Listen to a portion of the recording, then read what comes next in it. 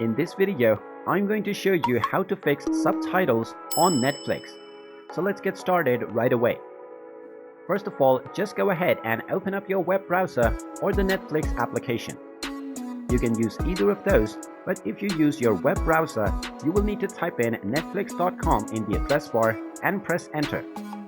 Now, from the home page, you can simply sign in to your account and you will be taken into the Netflix homepage. Now, from the homepage, you can scroll down and click on any movie or show that you want to watch. And then once the show starts playing, you will likely see the subtitle at the bottom section. However, if you don't, then you can click on the captions menu at the bottom section and you will find various subtitles.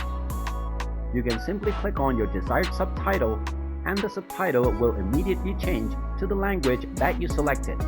You can go back to this option anytime and you can either turn off your subtitle or set it to any language from the available languages within the subtitle menu.